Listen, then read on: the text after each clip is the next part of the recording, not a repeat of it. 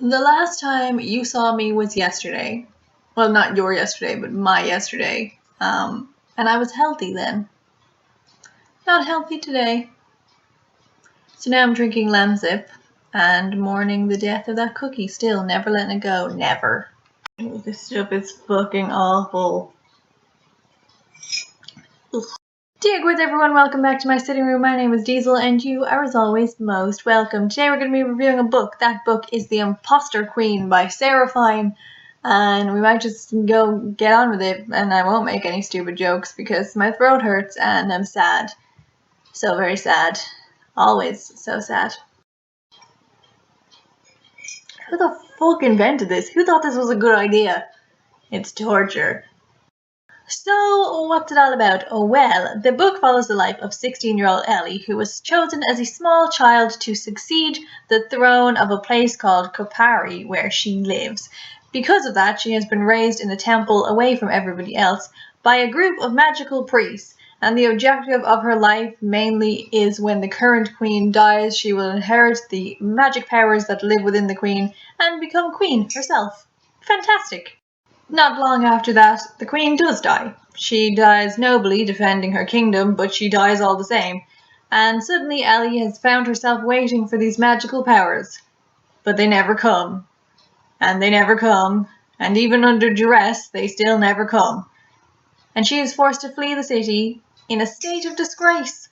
Which is not how you want to flee any city. It's pretty bothersome. People are mad. It's horrifying. Disgraced and homeless, Ellie finds herself surrounded in the Outlands by criminals. Coincidentally, criminals are also banished people who would, of course, love to see the temple she grew up in burned to the ground. And just to rub salt in the wound, she also finds a devastating new prophecy, which kind of basically tells her whole life has been a lie. Because, she's already having a bad day. Why not just make it just a tiny bit worse? War is naturally on the horizon, and Ellie must choose between the loyalty to the place that she grew up, the only place she's ever known, or this newfound loyalty to this bunch of criminals who obviously don't like where she comes from. What are you gonna do? Who knows? I would toss a coin. She didn't. Oh my god, it's just awful. I should neck it. I should just neck it. So I guess the natural progression of what's it all about is to tell you what I thought about it.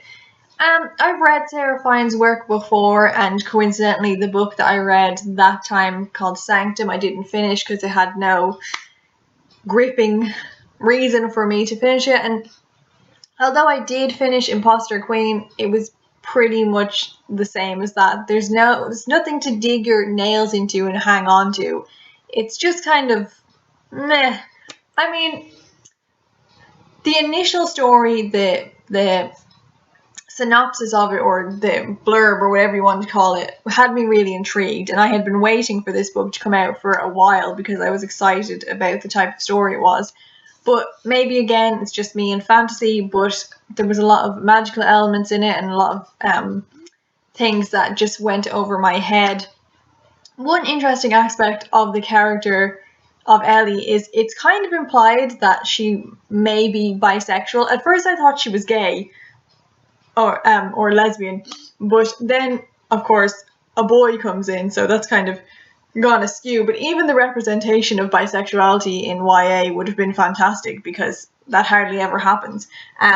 Of course, once she gets out of the town and meets the guy, that is diminished from the spectrum completely, which was disappointing. But while it was there, there was an element of a bit of diversity until it died on its feet. Ellie's an alright character to go on this journey with. Sometimes I forget that she was 16. When you first meet her, I thought that she was a lot younger, and then realised this is actually her meant to be in her teenage years.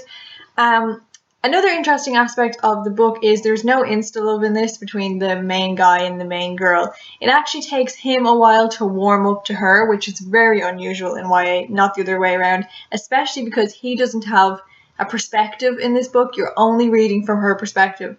So for him to not really want to be around her was pretty unusual. Other than that, there's not really much to report. There are some good side characters in this, but there are a lot of ones that are just kind of typical twirl your mustache type of bad guys.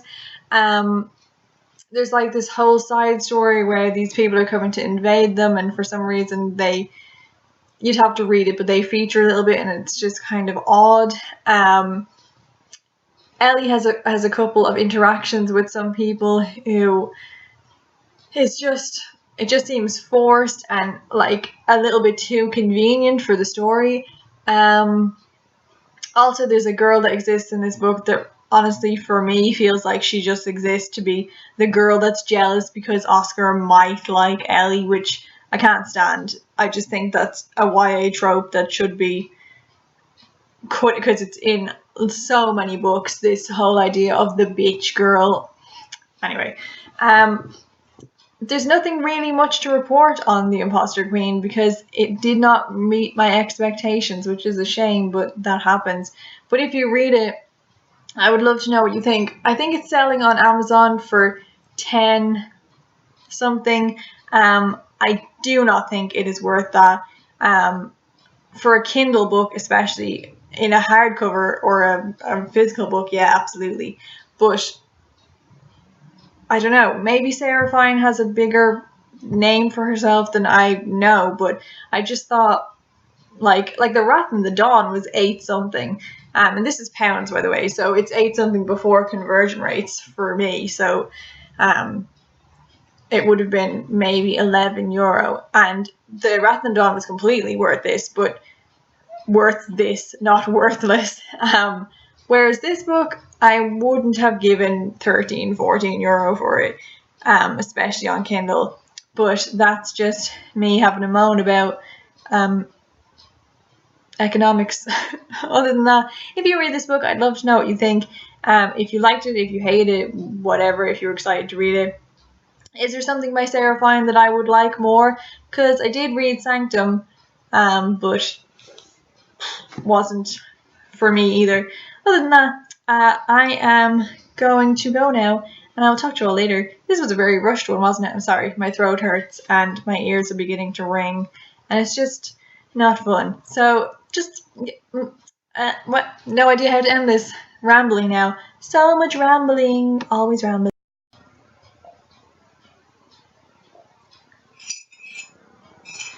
Oh. Okay, maybe necking it was a mistake. I don't even know. Did I even review that? What did I say? I bet if I go back through the footage, it's just going to be clips of me moaning about Lemsip and the occasional talk about a book. This is what happens in my life. I don't understand why you people stick around for this. Someone's obviously paying you. I bet it's my mom.